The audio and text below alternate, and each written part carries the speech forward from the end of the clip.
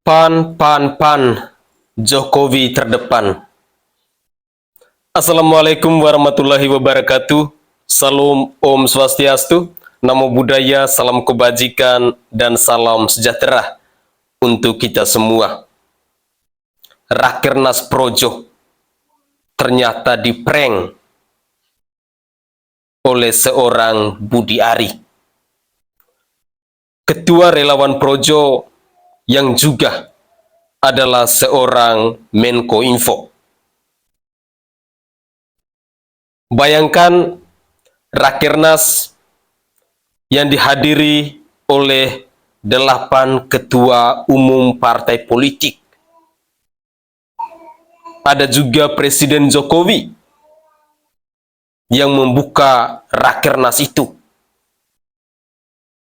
Yang rencana awalnya Rakernas itu akan dilaksanakan selama 2 hari. Tahu-taunya dilaksanakan hanya 2 jam. Budi Ari, Ketua Relawan Projo, sungguh luar biasa.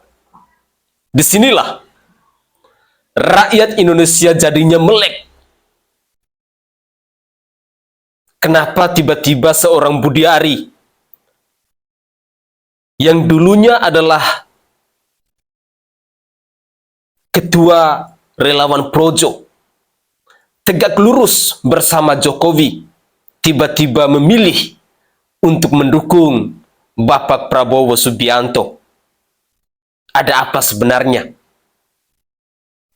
Ceritanya akan sangat lengkap di dalam cuplikan-cuplikan video ini.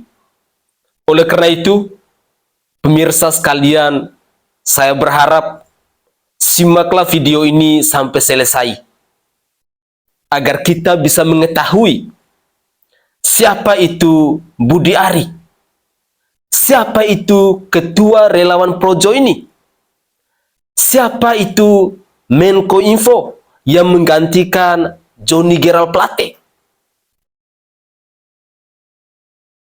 Untuk lebih jelasnya, mari kita cari tahu bersama-sama, agar rakyat Indonesia tidak selalu dibodohi oleh manusia-manusia yang hanya mau berkuasa demi kepentingan kelompok mereka sendiri. Mari kita saksikan bersama-sama.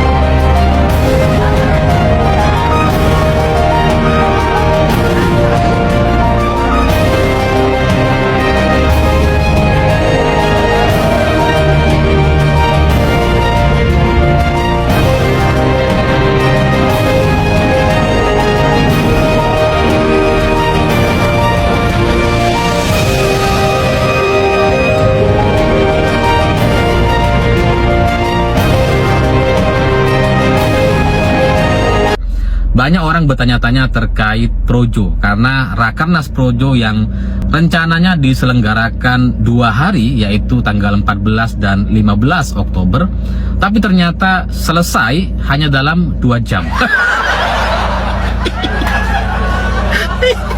Itu banyak orang nanya gitu ya, Mas Alif, ini ada apa ini? Kenapa kemudian deklarasi Prabowo itu jadi berubah tempat, yang semula di Istora Senayan jadi berubah ke rumah Prabowo di Kartanegara? Dan kita lihat dari tayangan Rakernas Projo itu kan di akhir-akhir panitia itu MC-nya kayak langsung membubarkan secara paksa gitu ya, karena acara Rakernas tidak bisa kita lanjutkan katanya, karena selanjutnya kita langsung menuju Kartanegara.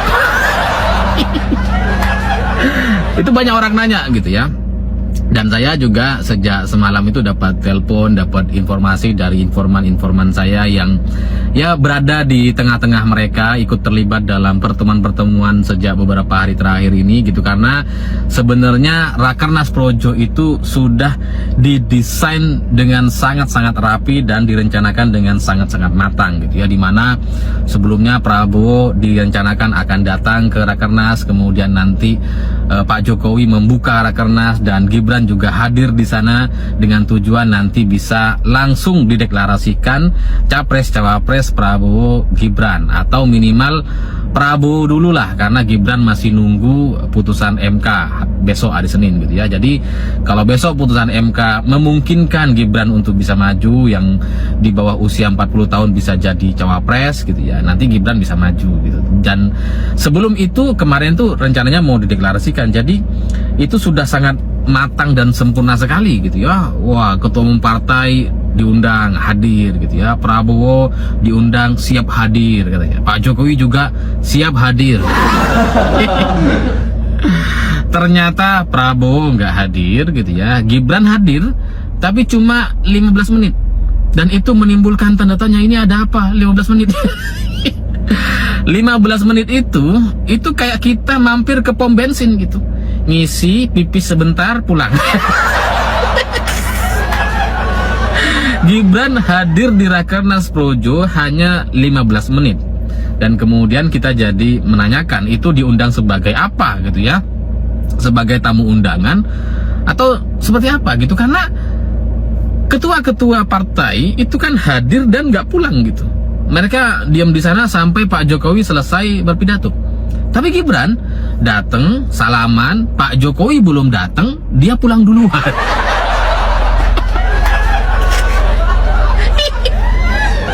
Seru gitu ya, seru.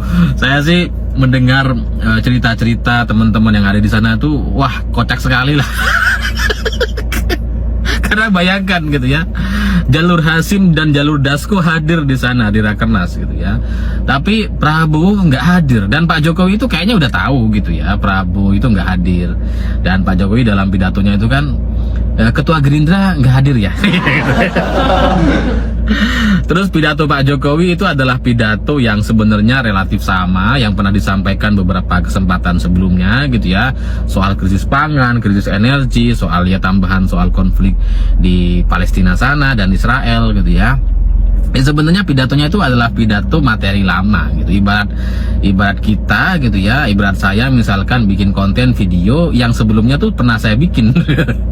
Jadi gak ada yang spesial, hanya Pak Jokowi menyinggung soal Prabowo yang gak hadir gitu ya. Ya kita sebenarnya mau deklarasikan tapi orangnya nggak ada di sini. Ya coba Prabowo hadir, jangan-jangan ya tambah nggak dideklarasikan ya.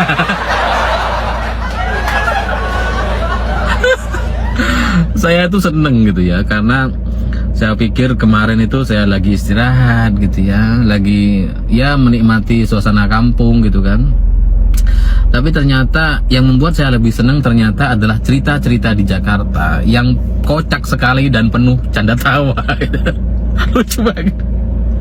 Karena Pak Jokowi itu seperti tahu gitu Prabowo itu nggak hadir, dan ada alasan kenapa Prabowo nggak hadir gitu, karena 2 hari sebelumnya kan Prabowo bilang ya dia siap hadir, kalau diundang dia akan hadir, tapi ternyata enggak. Nah ini kenapa gitu, apalagi sampai kemudian Projo itu, pengurus Projo sampai harus datang ke Kartanegara. Wah, ini ada apa nih gitu ya, karena ya kalau dalam kesimpulan saya itu jelas kayak orang ngambek lah gitu ya, karena ya mendatangi Prabowo ke rumahnya kemudian mengadakan deklarasi ya dengan anggota yang cuma beberapa orang gitu ya, karena kan nggak semua gitu ya, anggota Projo banyak yang pulang gak datang ke Kartanegara gitu kan, jadi yang deklarasi cuma beberapa orang pengurus Projo gitu ya. Jadi dalam kesimpulan saya Prabowo itu ngambek, alasannya ada gitu ya, saya ada ceritanya, cuma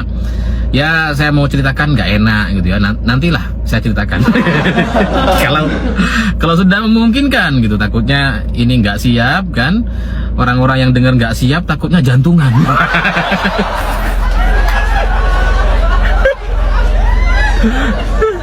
Jadi ya saya ada ceritanya gitu kenapa Prabowo ngambek gitu, tapi ya kalian cukup tahu aja lah bahwa Prabowo itu nggak hadir ke sana dan ngambek gitu, karena ya biasa kayak orang, misalkan kayak orang pacaran gitu kan, kalau ngambek itu gimana sih, harus didatengin ke rumahnya, harus dibujuk gitu kan. Jadi siapa yang mau kita pilih?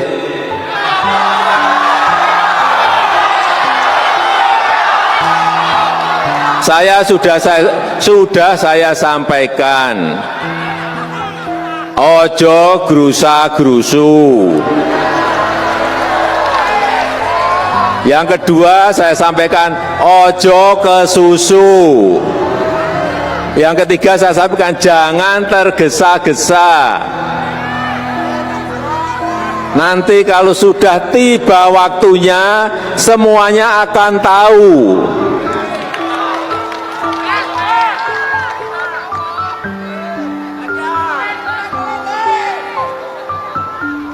Kita ini kadang-kadang berpolitik, kita ini kok ribet banget sih. Kok ribet, sesuatu yang mudah dibuat sulit, sesuatu yang harusnya gampang dibuat sulit. Kadang-kadang saya mendengar rakyat, Pak, politik kita ini kok ribet banget ya. Padahal yang menentukan kemenangan itu adalah rakyat. Kedaulatan itu di tangan rakyat. Yang punya suara itu juga rakyat. Yang nantinya mencoblos itu juga rakyat. Yang menentukan kemenangan terakhir juga rakyat. Jadi baik-baiklah kepada rakyat. Karena suara rakyat itu menjadi kunci kemenangan. Benar? Jadi siapa yang kita pilih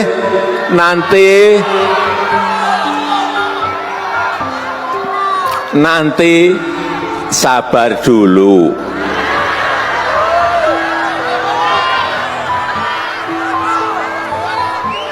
Sabar dulu toh, sabar.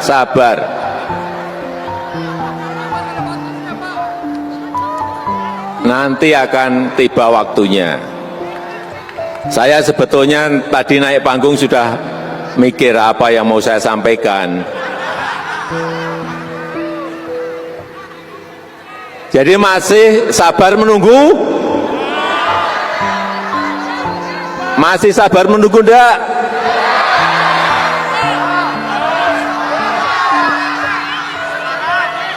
Ya, sabar. Jadi jangan mendesak-desak untuk hari ini saya ngomong siapa.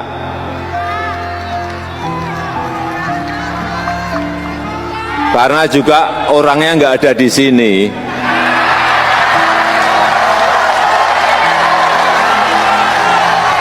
Ya, ini kan profesional aja gitu, masuk sebagai tim ses, kemudian dibayar mahal dengan apa namanya harga yang sampai 40 miliar misalkan. Wah, itu memang layak untuk diterima gitu. Ya saya nggak tahu Budi Ari dapat berapa gitu ya. Tapi kalau ditawarkan 40 miliar, saya akan terima.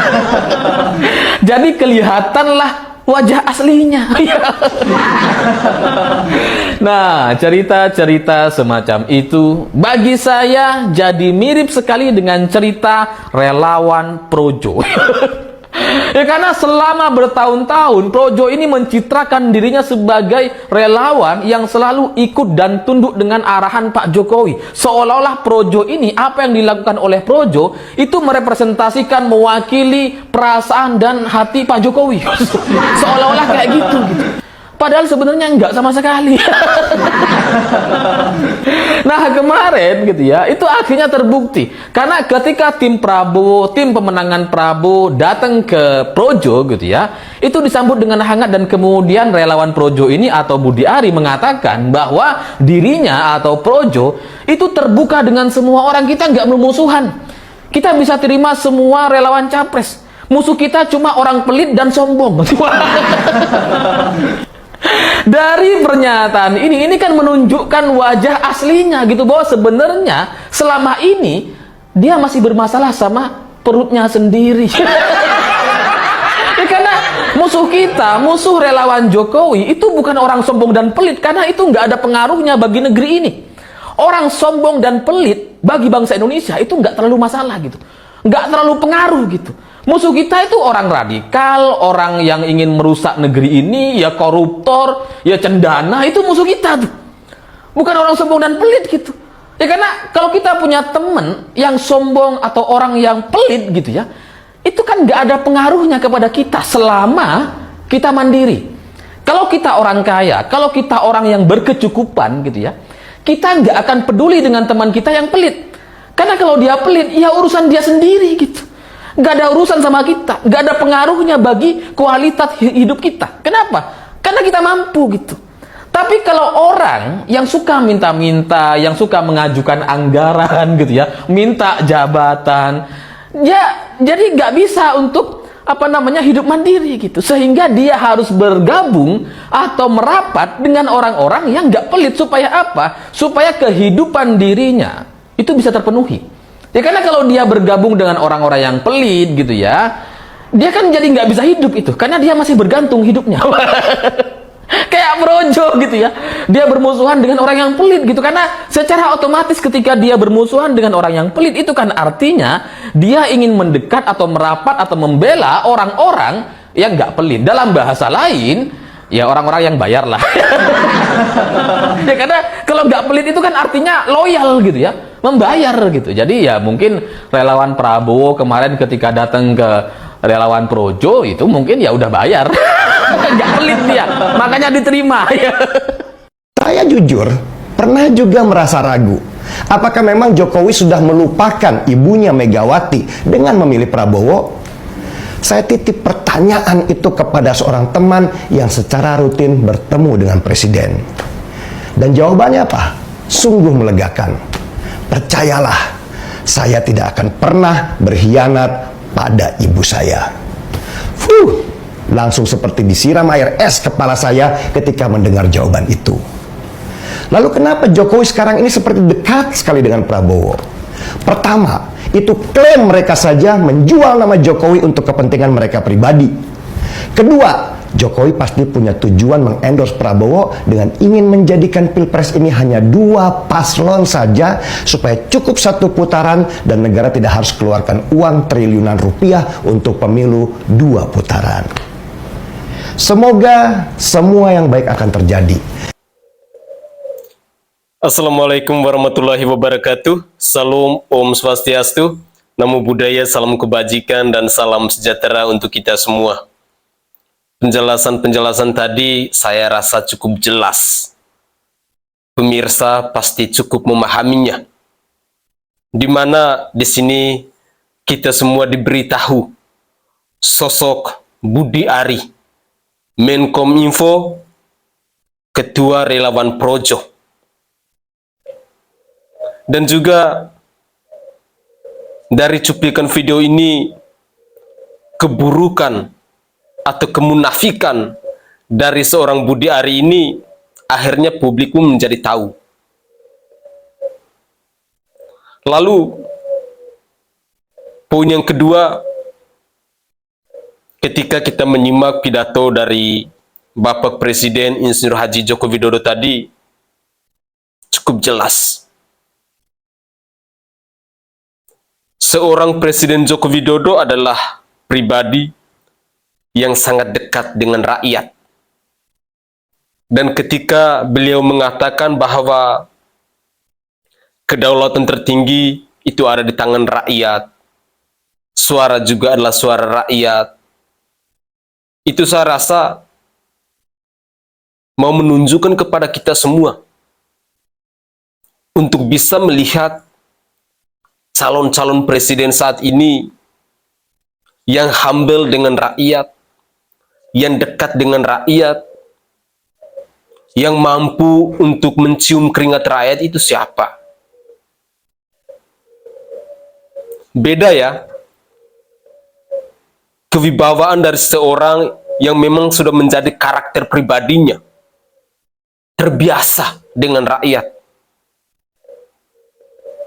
Karena berbeda dengan orang yang pura-pura dekat dengan rakyat. Pemirsa pasti bisa mengamatinya. Siapa sih sosok pemimpin yang selama ini tidak kenal dengan rakyat, tetapi ketika namanya tercantum sebagai calon presiden atau calon wakil presiden, lalu pura-pura turun ke rakyat, pura-pura tidur di rumah rakyat, pura-pura cium keringat rakyat. Pemirsa pasti bisa melihat.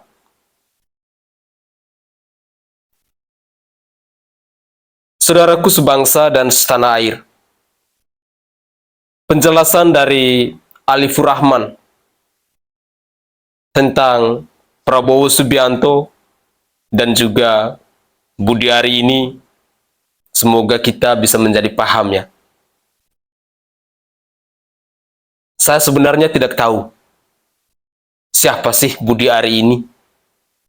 Ternyata ketika kita coba mencari tahu, oh, Mas Budi Ari ternyata orangnya seperti ini. Berkuasa hanya demi kepentingannya sendiri. Demi kepentingan kelompoknya. Dan apa yang dilakukan dia, kalau bahasa Jawanya, wanimu piro. Itu kalau kita simak dari penjelasan Mas Alifur Rahman tadi ya. Seorang Presiden Joko Widodo, ketika kita menyimak penjelasan dari Bang Denny Siregar, para relawan Ganjar, para pendukung Ganjar, pasti tersenyum bahwa seorang Jokowi, dia tidak akan mengkhianati ibunya. Artinya, jawaban ini menunjukkan bahwa Jokowi akan tegak lurus bersama Ganjar Pranowo. Saudaraku sebangsa dan setanah air, saya secara pribadi, dari dulu sampai hari ini, ketika saya mempelajari, kadang saya bersuara, menyampaikan aspirasi di media sosial dari 3 calon presiden kita saat ini, yakni Anies Rashid Baswedan, Bapak Prabowo Subianto, dan juga Ganjar Pranowo. Ini saya secara pribadi ya, sosok yang mampu, sosok yang tepat untuk melanjutkan legasi Bapak Presiden Joko Widodo ini hanyalah seorang Ganjar Pranowo. Itu dari saya secara pribadi. Saya tidak tahu apakah pemirsa Sainai TV pun sama, ataukah mungkin ada pilihan yang lain. Saya punya alasan kenapa saya lebih serak untuk memilih Ganjar Pranowo. Tapi saya ini bukan pendukungnya Ganjar ya. Saya orangnya netral. Saya tidak tergabung dalam partai politik. Tetapi ini suara hati saya ketika saya mencoba untuk mempelajari.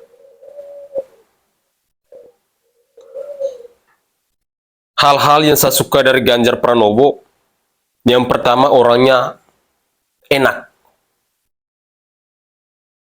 Diajak bercanda, Ganjar pun mau untuk bercanda.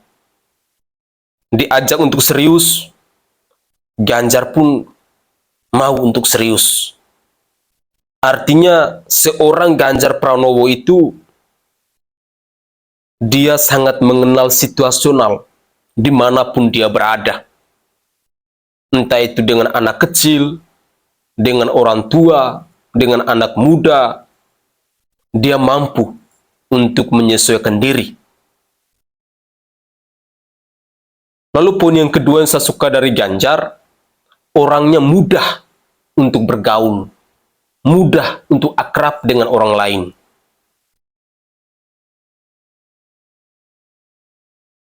Ganjar adalah seorang anak yang datang dari rakyat biasa, sama seperti Bapak Presiden Joko Widodo.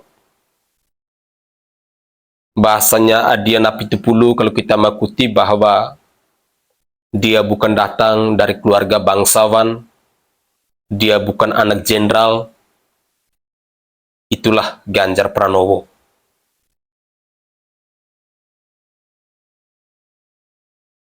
Hal berikutnya yang saya suka dari Ganjar, orangnya itu gesit, aktif. Negara sebesar Indonesia ini tidak butuh pemimpin yang hanya duduk manis di istana. Tidak butuh pemimpin yang hanya duduk manis dalam ruangan ber-AC. Tidak butuh pemimpin yang hanya berkoar-koar dari Jakarta.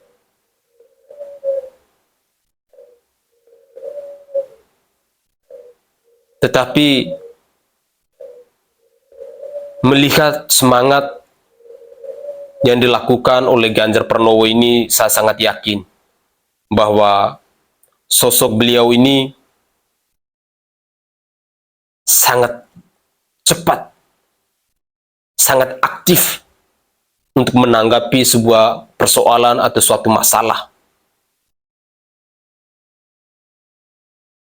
Dan masih ada banyak hal, keunikan-keunikan, kelebihan-kelebihan yang dimiliki oleh seorang Ganjar Pranowo ini. Di Jawa Tengah, hal yang paling saya impikan agar itu bisa diterapkan juga di seluruh provinsi di negara Indonesia ini, pendidikan gratis. Saya rasa itu adalah hal yang sungguh luar biasa yang dilakukan oleh seorang Ganjar Pranowo.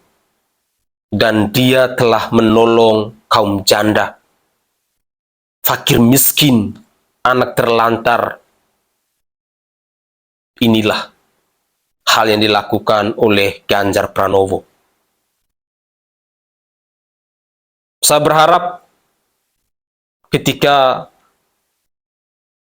seandainya beliau terpilih menjadi presiden di bangsa ini,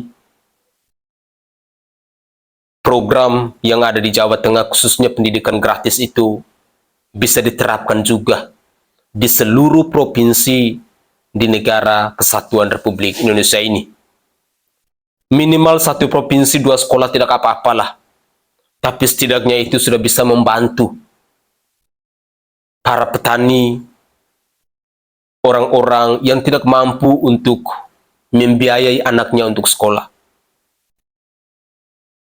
Karena banyak sekali saya temukan anak-anak yang sebenarnya mereka punya kemampuan yang sangat luar biasa, tetapi hanya karena biaya pendidikan dari orang tua mereka yang tidak mampu, akhirnya mereka terpaksa putus sekolah. Itu banyak sekali.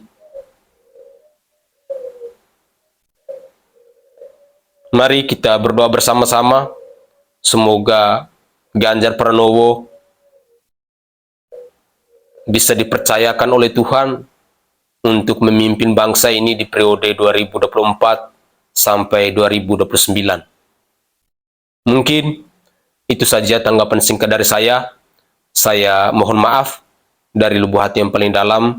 jika ada tutur kata atau buah bahasa saya yang tidak berkenan di hati para pemirsa sekalian. Saya Sainai dari Provinsi Nusa Tenggara Timur. Saatnya kita yang rakyat jelata harus berani untuk bersuara. Salam hormat, salam NKRI, dan salam Pancasila untuk kita semua. Tetaplah semangat dan jangan pernah untuk menyerah.